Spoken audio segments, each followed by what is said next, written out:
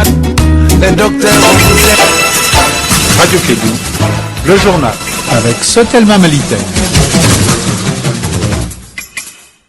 Merci de votre fidélité. Voici le sommaire de cette édition. Maladie à virus Ebola.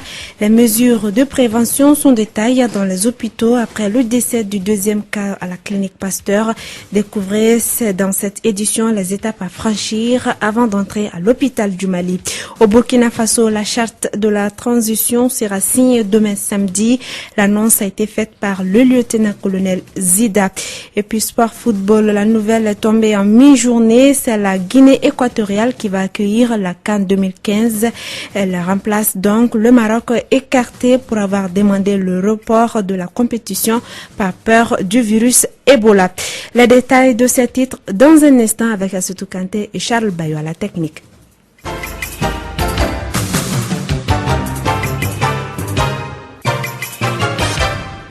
Bonsoir à toutes et à tous et bienvenue dans cette édition. Après le deuxième cas de décès dû au virus Ebola à la clinique Pasteur, les mesures de prévention sont de taille. Le jeune défunt infirmier s'occupait d'un vieux patient d'origine guinéenne, lui-même décédé. C'est à Djikoroni-Para que ce vieux a été inhumé. Kassim Traoré, bonsoir. Oui, bonsoir à tous. Vous êtes en direct dans ce journal. Quelle est la situation actuelle à Djikoroni-Para? Alors, il faut préciser d'abord parce que la localité de Djikoroni-Para où on parle aujourd'hui, il y a deux mosquées et toutes les deux mosquées font aussi les prières de vendredi. Il s'agit de la mosquée qui se trouve dans la petite ruelle avant d'arriver à la fameuse carré qu'on appelle ici Nyenyen carré. Et dans cette petite mosquée, les autorités maliennes avaient dit qu'il y avait des dispositions qui avaient été prises. Mais aujourd'hui, à l'heure de la prière, quand on s'est présenté, il n'y avait aucun fidèle. Nous avons essayé de recouper les habitants par paire qui nous ont approchés. Nous ont fait savoir tout simplement que c'est ce matin qu'un dispositif a été mis là-bas. Et ce dispositif, c'était pour venir faire désinfecter la mosquée par paire pour ne pas être attrapé et mis en quarantaine. Certaines personnes ont préféré aller ailleurs. Même les gens qu'on essayait à ce tour d'approcher pour recouper l'information, ça a été un tas de problèmes.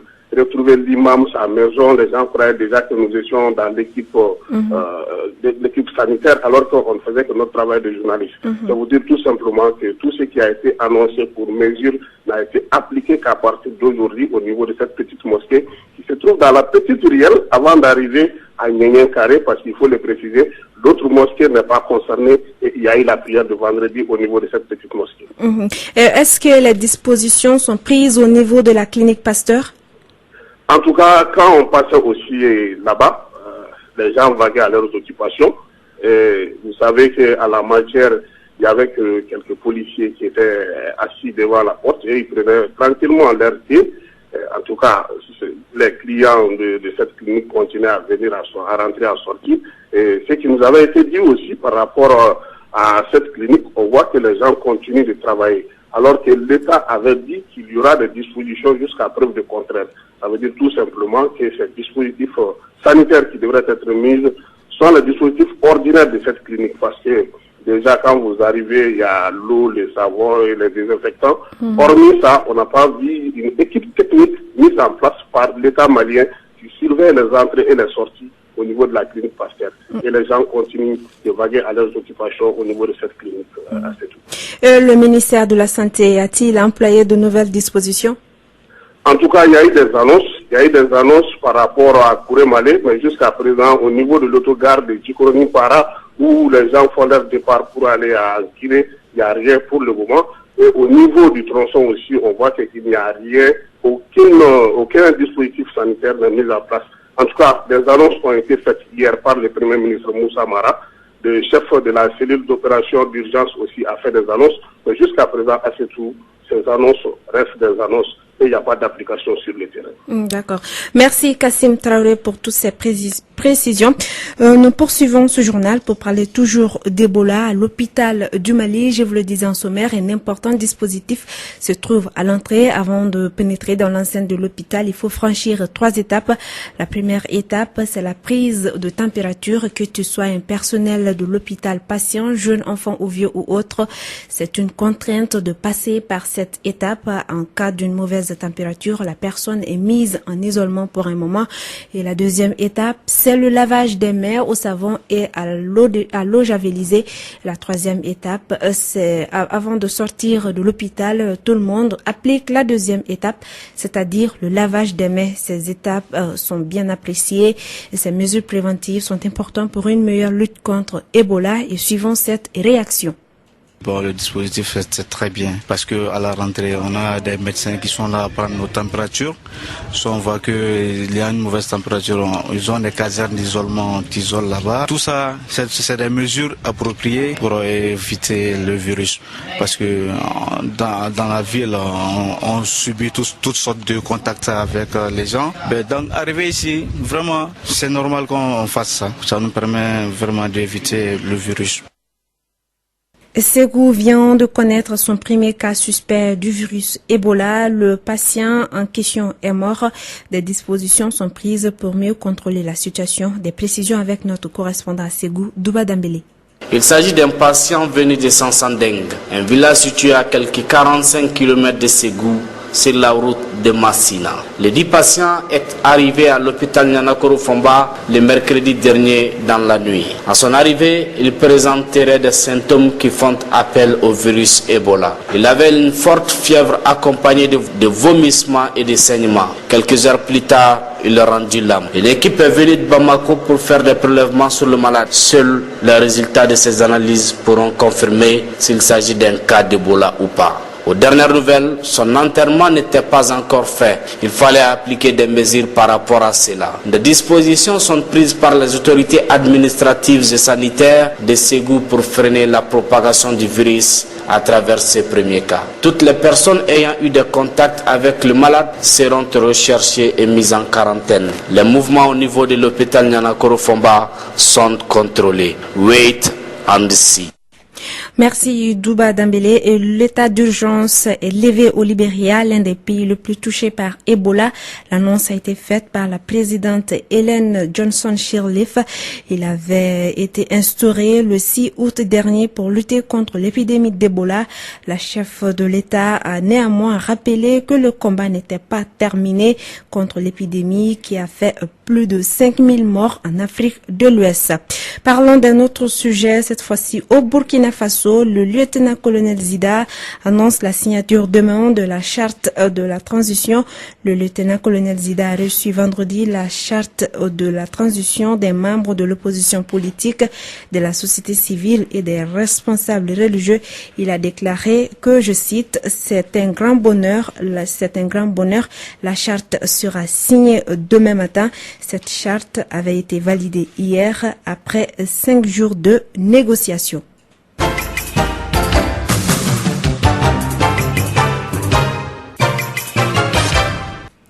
Tombouctou se stabilise petit à petit. Les déplacés et réfugiés continuent de revenir. La ville trouve tant bien que mal son visage naturel. Les populations de Tombouctou aspirent à la paix. Voici les impressions de certains habitants de la ville de 333 Saints. Nous ne sommes pas très inquiets parce que, d'autant plus que nous avons intervenu même pendant l'occupation, nous pensons que la situation actuelle ne nous inquiète pas. On peut dire qu'aujourd'hui, il y a la reprise au nord. Même si on n'a pas atteint les niveaux d'avant-occupation, on peut dire que dans l'ensemble, vraiment, il y a la reprise. Parce que quand vous prenez des secteurs tels que l'éducation, les enfants partent normalement à l'école. On ne sent pas qu'il y a une situation anormale par rapport au reste du pays sur ces points-là. La situation actuelle, on est obligé de faire. On est des héros humanitaires, donc on a tenu à rester et puis à accompagner les populations pour quand même permettre de rester sur place.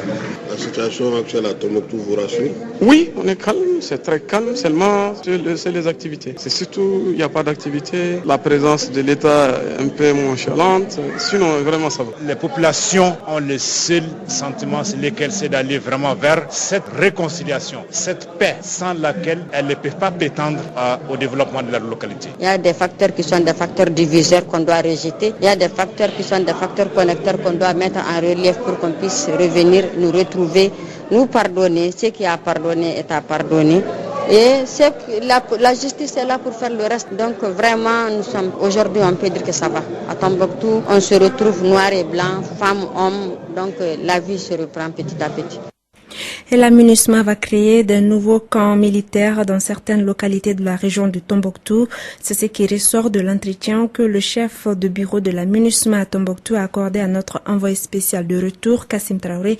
Voici un extrait de cet entretien. Écoutons Cécilia Piette, chef de bureau MINUSMA à Tombouctou. Il est prévu à ce que notre présence s'élargisse. Et avec la création de camps à Léré, à Goundam on aura un camp plus substantiel à terme. À Ber aussi, nous allons renforcer nos effectifs avec ils ont une infrastructure plus importante, ainsi qu'à Gossi, une présence militaire à Gossi, qui elle est assurée par Togobat. Cela étant. Vos élargissements vont commencer à quel moment? Alors nous prévoyons bien sûr c'est un travail qui est progressif. Pour le moment nous sommes concentrés sur notre camp à Tombouctou, mais les plans sont en cours et les dispositifs par rapport par exemple à l'identification et l'obtention du terrain sur lequel le terrain va se faire, ainsi que les plans, si l'on veut, d'architectes, d'ingénieurs, sont en cours pour les autres camps secondaires, et nous attendons à ce que le tout soit réalisé progressivement, mais au plus tard, au mois de mars, mai, juin, dans ces zones-là.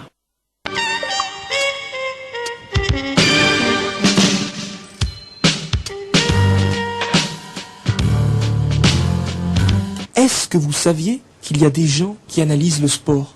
Sur Radio Clédou, il y a des journalistes qui vivent et font vivre le sport.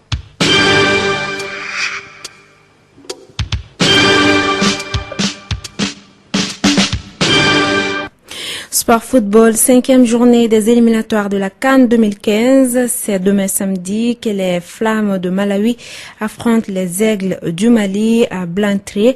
Une rencontre capitale pour les protégés de Henri Kasperzak, car c'est l'une des dernières chances de qualification. Le point avec Sekou Kone. C'est avec un très bon état d'esprit que les Aigles du Mali comptent affronter ce samedi les Flammes de Malawi. Le groupe est au grand complet. L'ambiance est bonne.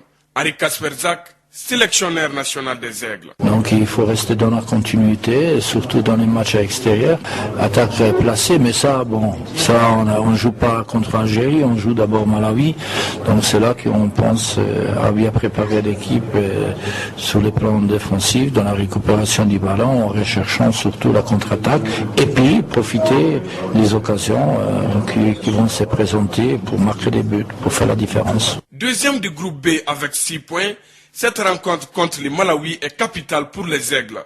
Le Mali tentera d'imiter l'Algérie. Pour cela, un bon résultat est impératif à Blantyre. À noter que le Mali jouera au Malawi pour la deuxième fois de son histoire. La première, c'était en 1993, lors des éliminatoires de la CAN 94 en Tunisie. Les deux formations avaient fait match nul, un but partout. Mali-Malawi, comptant pour la 5e journée des éliminatoires de la CAN 2015. C'est ce samedi à partir de 12h30 à Kamuzu Stadium de Blantyre. La partie sera dirigée par les arbitres rwandais. Bonne chance aux Aigles. L'autre rencontre du groupe oppose à Brida, l'Algérie et l'Éthiopie à 19h30. Après 4 journées disputées, le Mali est deuxième du groupe avec 6 points. Derrière l'Algérie, 12 points est déjà qualifié. L'Éthiopie occupe la 3e place avec 3 points moins 3 et le Malawi ferme la marge avec 3 points moins 6.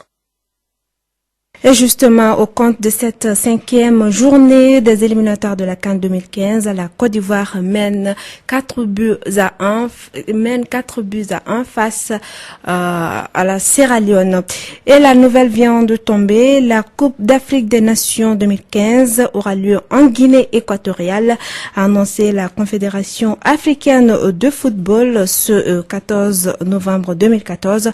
La Guinée équatoriale, qui avait co-organisé organisé la CAN 2012 avec le Gabon remplace donc le Maroc écarté pour avoir demandé le report de la compétition par peur du virus Ebola.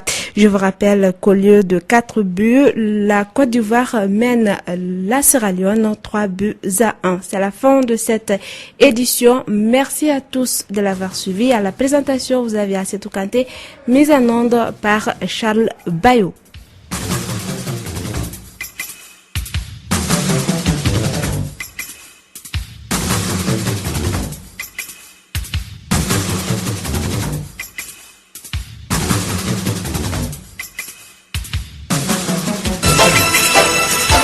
Radio Clédou, le journal avec Sotelma Malitaire.